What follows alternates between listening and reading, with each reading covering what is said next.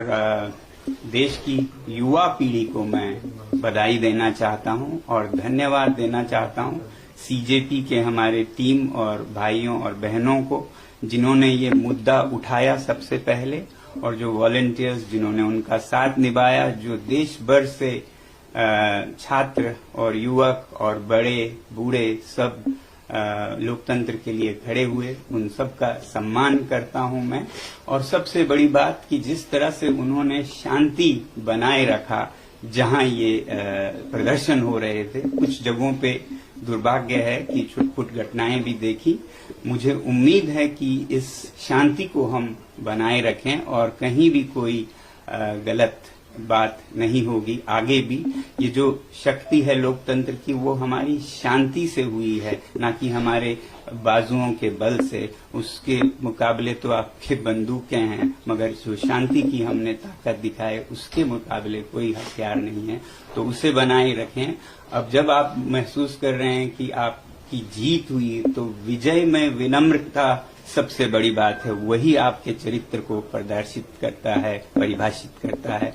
तो अब जब इस आंदोलन को जरूरत पड़े और कुछ आगे लेना हो या फिर अभी रोकना हो, जो भी करें बहुत ही शांति से करें। मैं ये उम्मीद करता हूं कि एक तरफ जब जवाबदेही हमें मिली इस बार की, तो अब सुधार पर काम करने की जरूरत है। केवल एक इस्तीफा से, रेजिग्नेशन से राष्ट्र नहीं बनता है। तो शिक्षा में सुधार हो, इस पर भी आगे काम हो। मुझे पूरी उम्मीद है जिस उदारता से सरकार ने ये कदम ली है, वो इसमें अब सुधार के कार्यों में भी जुड़ेगी। सुधार सिर्फ शिक्षा में नहीं बल्कि शासन में भी मेरी उम्मीद है कि अब से देश चलाने का तरीका जरा बदलेगा।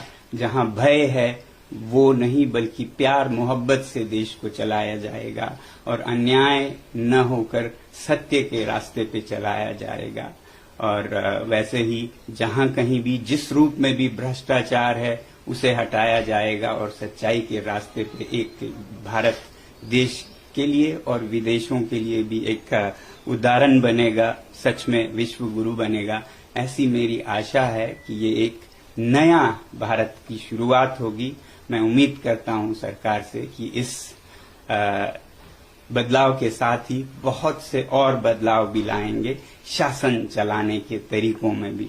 अब क्योंकि मैं लद्दाख से हूं और एक पर्यावरण कर्मी हूं, एनवायरमेंटलिस्ट हूं, तो मैं उम्मीद करूंगा सरकार के से कि जो लद्दाख के पहाड़ों को संरक्षित करने की, वहां के लोगों को